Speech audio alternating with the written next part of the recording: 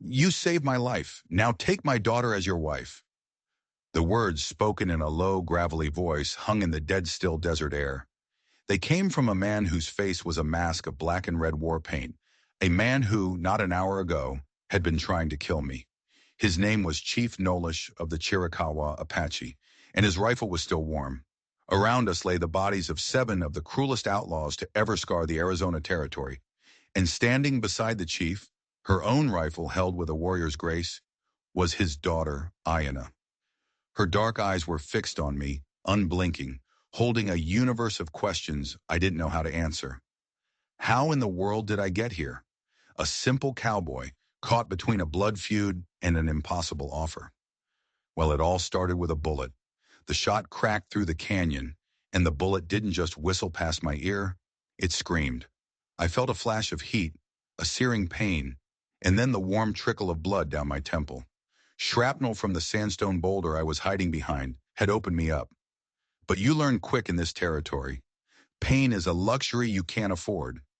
My hands, slick with sweat and now a little blood, stayed locked on my Winchester rifle. It was an extension of my arm, my only real friend out here in this godforsaken furnace.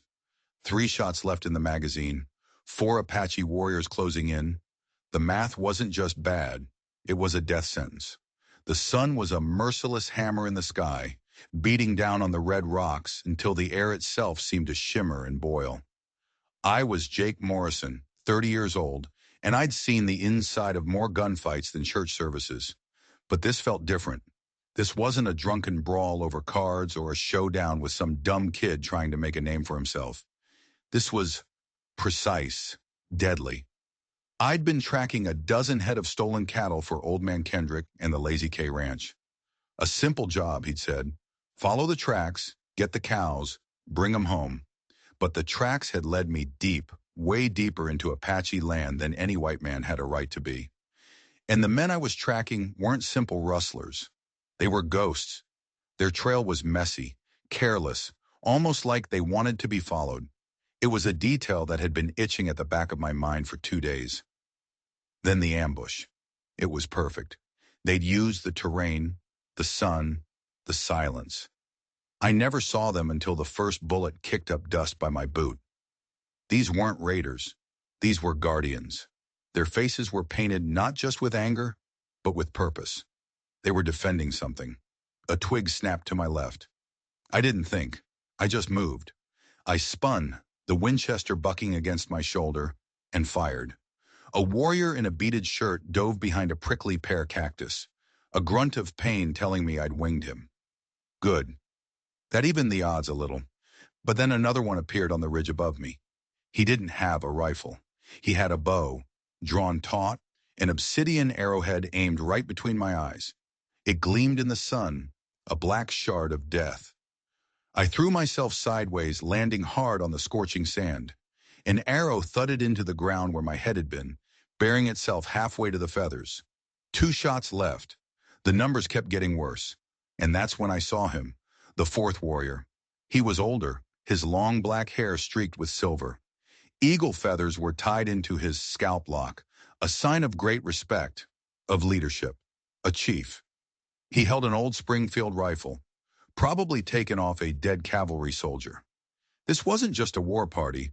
This was the law of this land, and I was the trespasser. Killing a warrior was one thing. Killing a chief would bring a storm of vengeance down on every settlement for 100 miles. It would be a war, and the ground would soak up the blood of men, women, and children. My gut twisted. I was a tracker, a ranch hand, sometimes a gun for hire. I wasn't a butcher. These men were protecting their home. If the roles were reversed, I'd be doing the exact same thing. The chief raised his hand, speaking in a rapid-fire dialect I only half recognized. He wasn't telling them to charge. He was telling them to wait, to watch. He knew it better than I did. The sun was his greatest warrior. The thirst clawing at my throat was his sharpest knife. He could just sit there and let the desert kill me for him. My canteen was nearly empty, my strength draining away with every drop of sweat. And that's when everything changed. A new figure appeared on a distant ridge, smaller, more graceful. Through the heat haze, I could make out the shape of a woman. She wore a traditional doeskin dress, and the turquoise jewelry around her neck shone like a piece of fallen sky. She was watching, her hands shielding her eyes, and her posture screamed concern. The chief saw her and called out, his voice sharp, angry. "An order!" She called back, her voice just as strong, just as clear. An argument. Even without knowing the words, you can always understand a father arguing with his stubborn daughter. The other warriors shifted on their feet, looking from their leader to the woman, clearly uncomfortable. An opening. A distraction. I started to ease myself toward a narrow gap in the boulders, a possible path to my horse, Dust Devil, who was tied up 50 yards away. If I could reach her, I had a chance. A slim one, but not zero. The woman didn't listen to her father. She started down the slope, moving with a confidence that said she'd been born in these canyons. The chief yelled again, a sound of pure exasperation. She ignored him completely. The hesitation among the warriors was all I needed. But in the desert, one moment of distraction is all it takes. A lizard darted across the sand by my boot, and my eyes flickered to it for a fraction of a second. It was enough. The warrior with the Springfield, the one I'd missed earlier, made his move.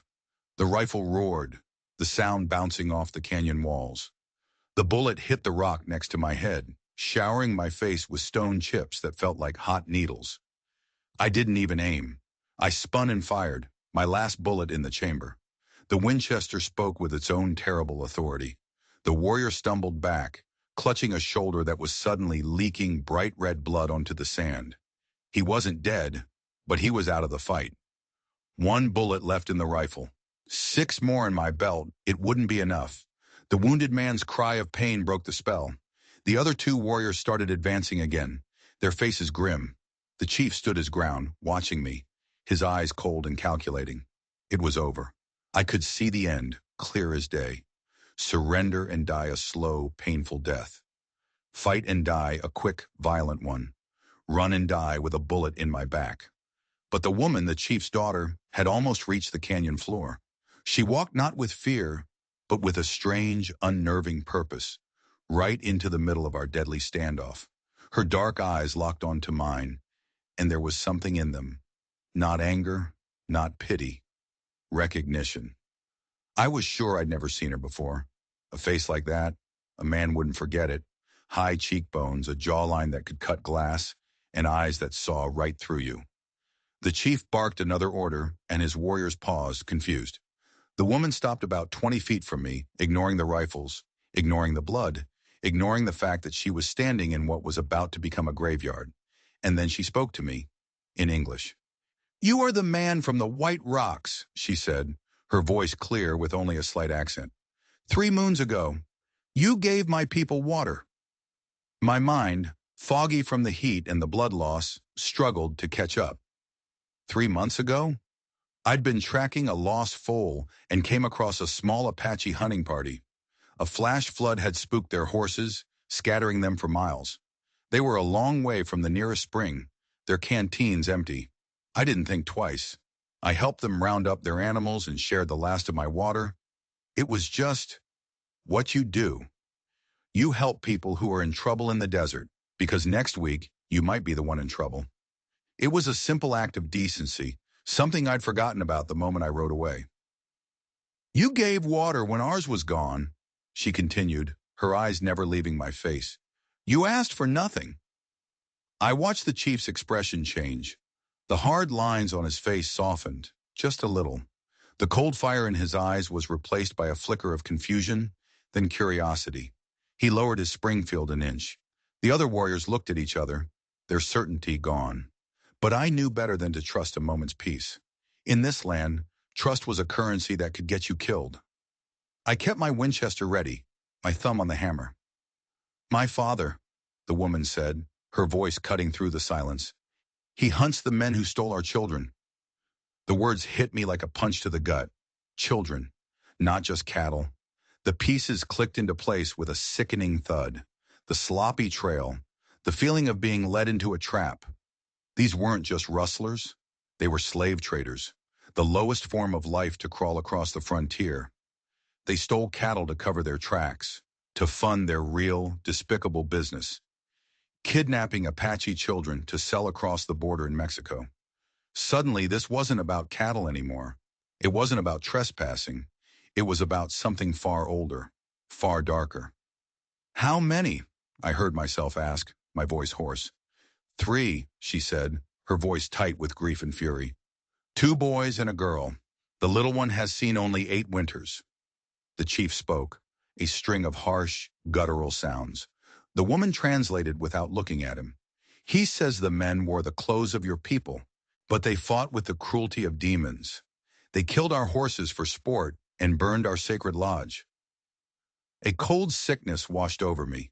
Burning a sacred lodge was more than a crime. It was a declaration of war. It was a violation so deep there could be no forgiveness, no peace, only blood, only vengeance. I didn't know, I said, and I knew how hollow it sounded. I was just tracking the cattle. The woman, his daughter, studied my face.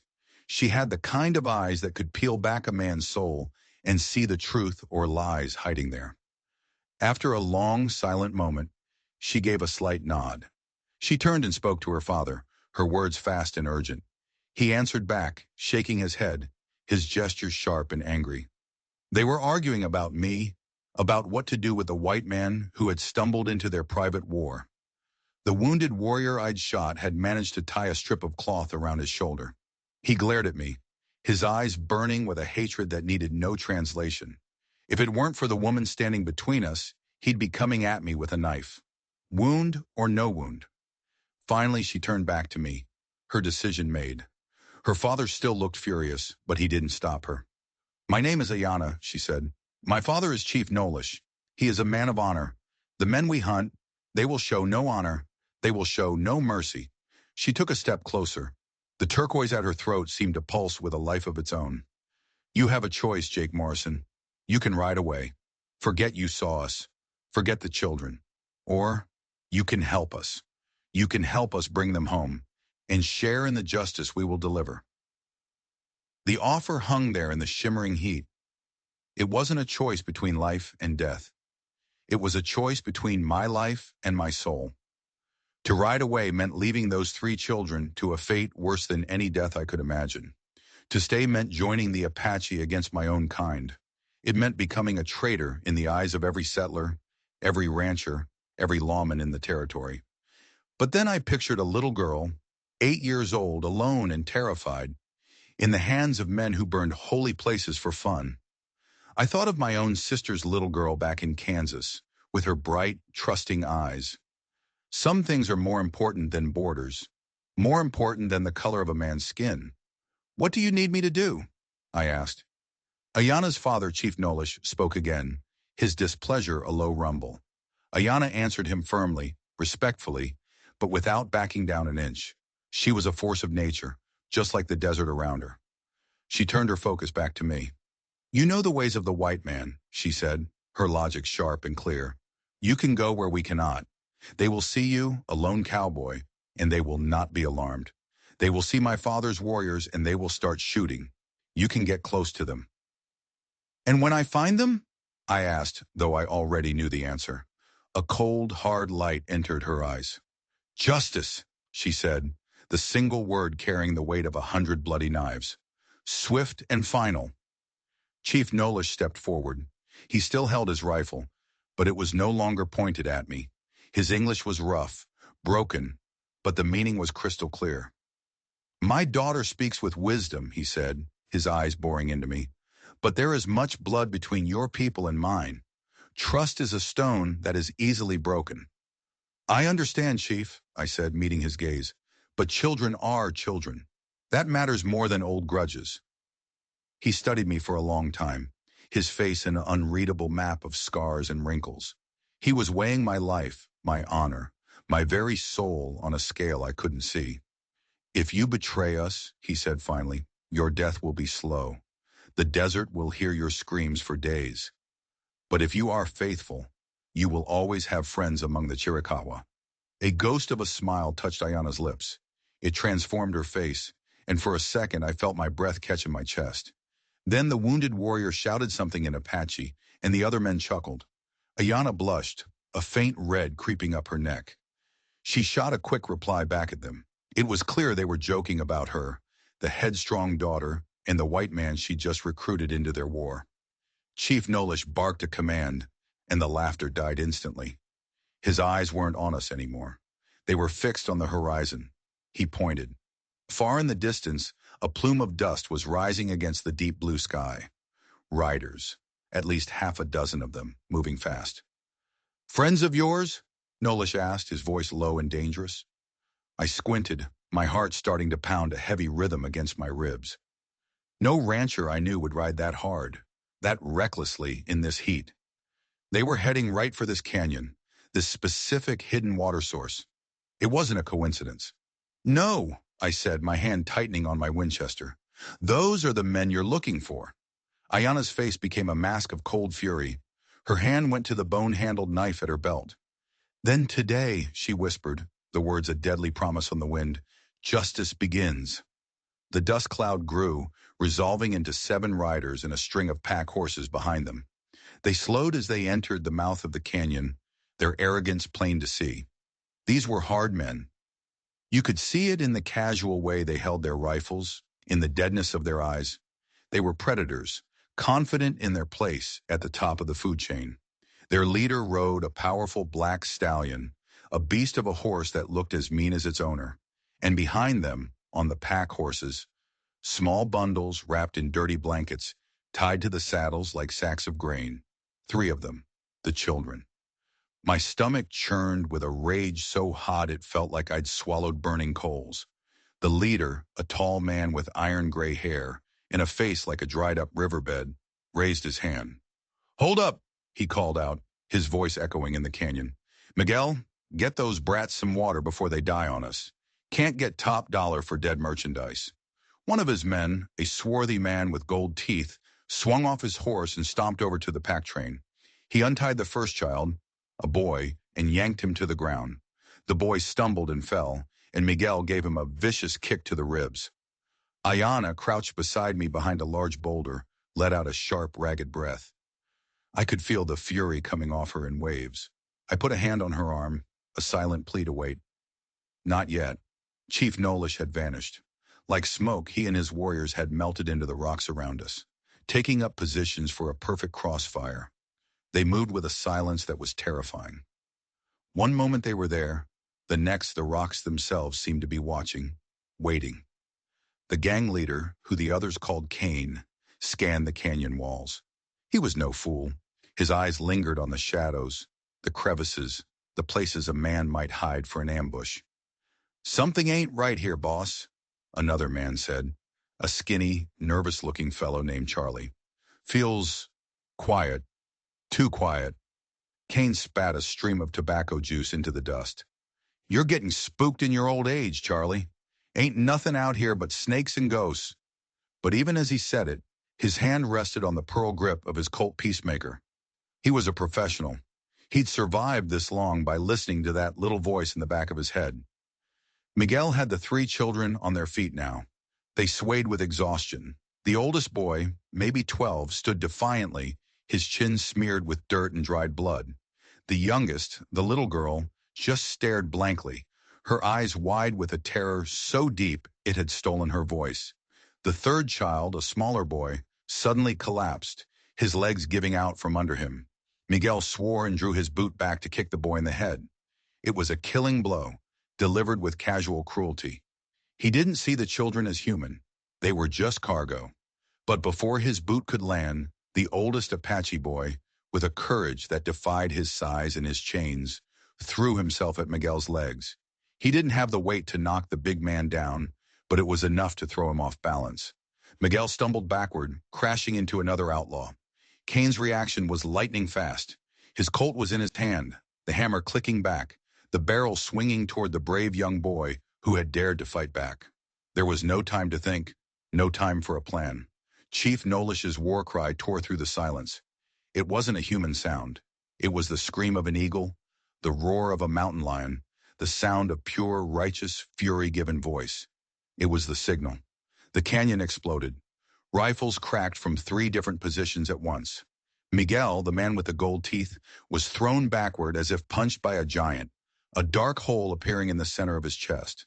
Charlie, the nervous one, grabbed his throat, a look of shocked surprise on his face as blood gushed between his fingers. He fell to his knees and then pitched forward into the dust. The coordinated volley was devastating. 2 men down before they even knew they were under attack. My own Winchester bucked against my shoulder. I had a clear shot at a red-haired man who was trying to scramble for cover. My bullet took him high in the back, and he went down without a sound. Chaos erupted. Gunsmoke filled the air, thick and acrid. The outlaws who were still alive returned fire, their shots wild and panicked. Kane, the leader, was different. He didn't panic. He dove behind a large boulder, his Colt barking, the shots accurate, chipping stone from the rocks where the warriors were hidden. "Ambush!" one of them screamed, trying to make a run for the horses. An arrow hissed out of nowhere and buried itself in his back. He crumpled to the ground, his escape attempt cut permanently short. There were only 2 of them left now, besides Kane. One of them, a young kid who couldn't have been more than 20, made a desperate move. He grabbed the youngest Apache boy and pulled him up, using him as a human shield. He pressed the muzzle of his revolver against the child's temple. "Back off!" he shrieked, his voice cracking with fear. "Back off, or the kid gets it." I couldn't get a clear shot. None of the warriors could. We were at a stalemate. The kid was terrified, his hands shaking. A stray twitch of his finger, and it would all be over. But then I saw movement to my right. It was Ayanna.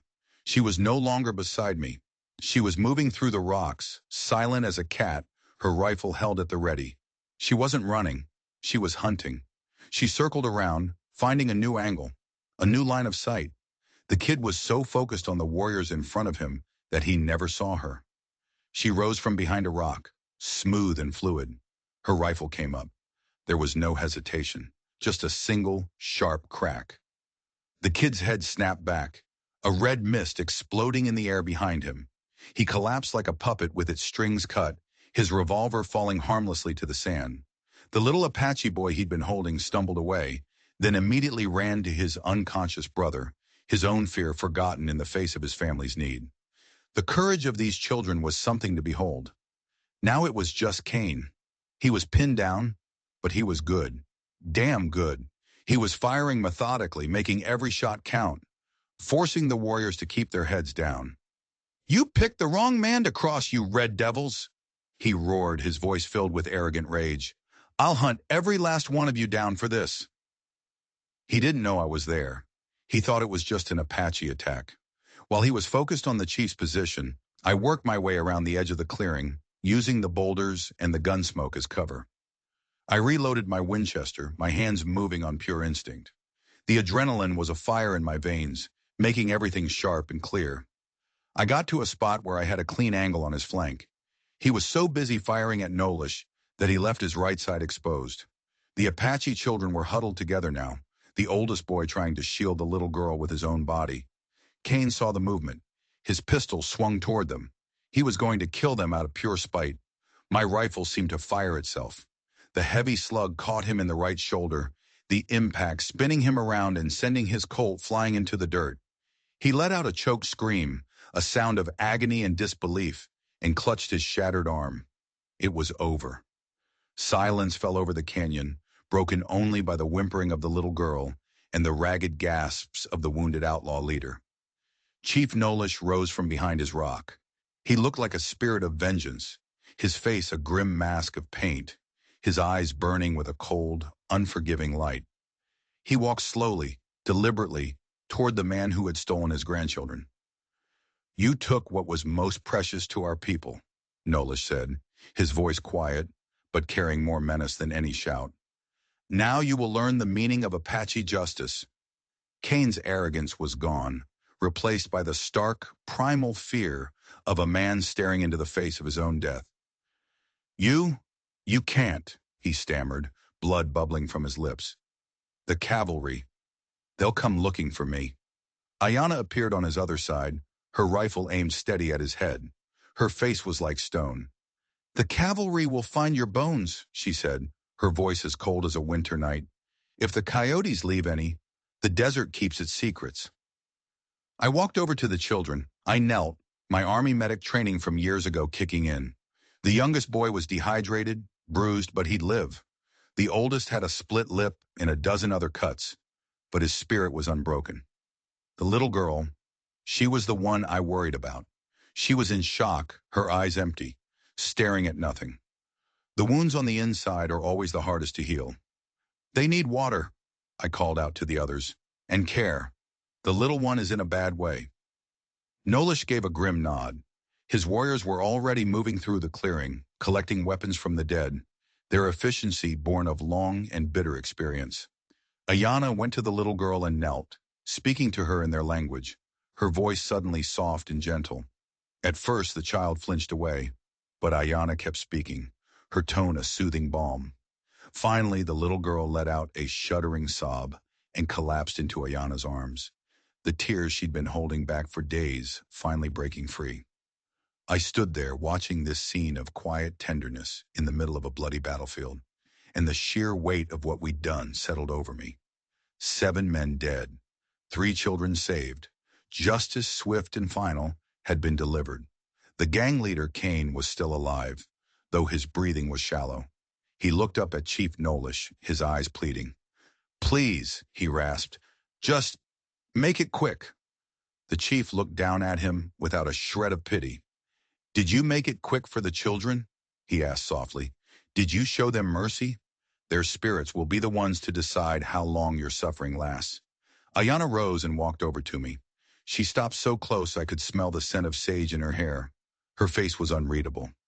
"You risked your life," she said, her voice a low murmur, "for children who are not your blood, for a people who are not your own. My father will not forget this. The Chiricahua will not forget this." I looked into her dark eyes and I saw a strength and a fire that I had never seen in another person, man or woman. She was a warrior, a healer, a leader. "They're just kids," I said, the words feeling small and inadequate. It wasn't a choice. Chief Nolish had been listening. He came and stood before me, his presence immense, ancient. "Jake Morrison," he said, his voice formal, heavy with meaning. "You have fought as one of us. You have bled for our children. You have proven yourself a man of great honor. By the laws of our people, such a debt cannot be repaid with horses or weapons." He paused and the setting sun cast his shadow long across the sand. Ayana watched me, her expression intense, as if she knew what was coming. A strange feeling, a premonition, prickled the back of my neck. The chief placed a hand on his daughter's shoulder.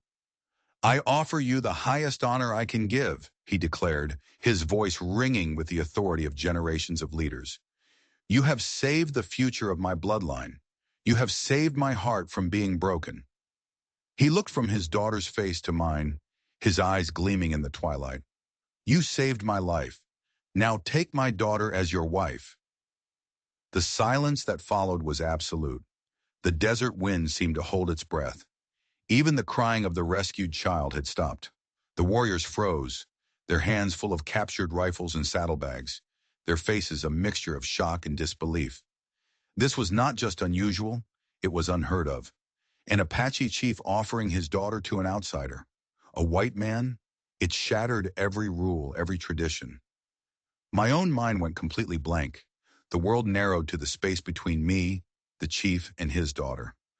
Ayana's sharp intake of breath was the only sound in the universe. I looked at her, trying to read her expression. There was surprise, yes, but beneath it was something else. A flicker of something I couldn't name. It wasn't anger. It wasn't fear. It was a deep, thoughtful intensity, as if she were weighing my soul in the palm of her hand. "Chief Nolish," I finally managed to say, my voice sounding like it belonged to someone else. I am honored, but this is a decision for your daughter to make, not a debt to be paid." The chief's weathered face broke into a rare, thin smile. "Among our people," he said, his tone patient, as if explaining things to a child, "actions have consequences. You have tied your fate to ours. This is not a reward, Jake Morrison. It is a recognition of what already is. You are part of this family's story now. This is how we make it official." He was speaking of honor, of custom, of a world with rules I couldn't begin to understand. But all I could think about was the woman standing beside him. To be bound to her, the thought was both terrifying and exhilarating. Then one of the other warriors stepped forward. It was the man I had shot in the shoulder. His face was twisted in a grimace of pain and anger. He spoke in rapid Apache, his words sharp and pointed, gesturing from me to Ayana. He was challenging his chief. Ayana answered him, her voice quiet but firm. The warrior argued back, more forcefully this time. The other men began to mutter among themselves. I didn't need a translator to understand what was happening. I was an enemy. I had shot one of their own. And now their chief was offering me his daughter, the future leader of their clan? It was an insult to their pride, to their traditions. The tension in the canyon ratcheted up again. This time, it wasn't from an external threat, but from within. The fragile alliance we had forged in blood was about to break apart. Chief Nolish listened to the warrior's complaints, his face like carved granite. He let the man have his say, then raised a hand for silence. He spoke, not with anger, but with the unshakable authority of a true leader. His words were calm, measured, but they carried the weight of law. The grumbling among the men subsided, but the wounded warrior still glared at me with open hatred. Nolish then turned his gaze back to me. My daughter will speak for herself, he said, as is her right. Every eye in the canyon turned to Ayana. She stood tall, unflinching under the pressure. The setting sun caught the turquoise at her neck, making it glow like a hot coal. I have seen this man fight, she began, her voice ringing with clarity. She spoke in English, for my benefit, but her words were for her own people. He did not fight for money. He did not fight for glory. He fought for our children. I have seen him show kindness when he could have shown contempt. These are the things that make a man, not the color of his skin. She took a step toward me, closing the distance between us until we were only a few feet apart. But a marriage is not a battle, she continued, her eyes locked on mine. It is a long journey. It requires more than courage. It requires understanding. Our worlds are different, Jake Morrison. To marry me is to walk away from your people. You would be a ghost to them, a traitor. And to many of my people, you would always be an outsider, a white man we could never fully trust. You would live between two worlds, belonging to neither. Her honesty was brutal. She was painting a picture not of a fairy tale ending, but of a life of hardship, of constant struggle. You would have to learn our ways, she went on, respect our traditions, honor our spirits. You would become a father to my children, a son to my father, a brother to these warriors. Your life would no longer be your own. It would belong to the Chiricahua. Can you accept such a burden? The question hung there, raw and real. This wasn't a prize to be won. It was a life to be chosen, a life of exile and duty. I thought of my own life up to that point, drifting from ranch to ranch, no real family, no real home, just the wind, the dust, and the occasional paycheck. I had freedom, yes, but what was it worth? It was the freedom of being unattached to anyone or anything, the freedom of being alone. I looked past her, at the rescued children who were now drinking water from a canteen, their eyes slowly losing the haunted look they'd had. I had helped bring them back. For the first time in a long time, I had done something that truly mattered. Maybe belonging to something, to someone, wasn't a burden. Maybe it was the one thing I'd been missing all along. And you, Ayana, I asked softly, can you accept a man who knows nothing of your ways, a man who will make mistakes, who will always be different? A small smile touched her lips.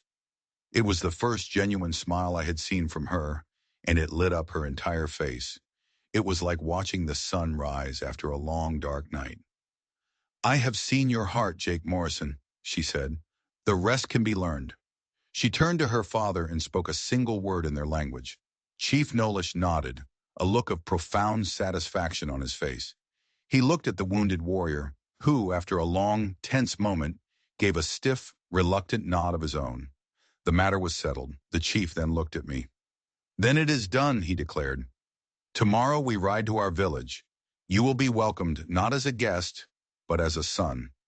And just like that, my old life was over. The life of Jake Morrison, the wandering cowboy, had ended in that bloody canyon. A new life was beginning, one I couldn't have imagined in my wildest dreams. I looked at Ayana, at the strength and intelligence in her eyes, and I felt a sense of peace settle over me. I didn't know what the future held. I didn't know if I could live up to the trust they were placing in me. But I knew, with a certainty that went bone deep, that I was no longer alone. And for the first time in my life, I was exactly where I was supposed to be. The journey to their village was like stepping into another world.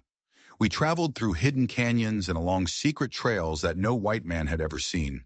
The landscape that had once seemed harsh and empty revealed itself to be full of life, full of history. Ayana rode beside me, pointing out ancient rock carvings, medicinal plants, and the sacred places where her ancestors' spirits dwelled. She spoke of her people's history, of their long fight for survival. I listened, saying little, trying to absorb the sheer weight of it all. When we crested the final ridge and I saw their home, it took my breath away. It was a hidden valley, a green oasis nestled in a fortress of stone mountains. Dozens of wickiups, the traditional Apache dwellings, were scattered among oak and pine trees. Horses grazed in a lush meadow, and the smoke of cooking fires drifted lazily into the sky.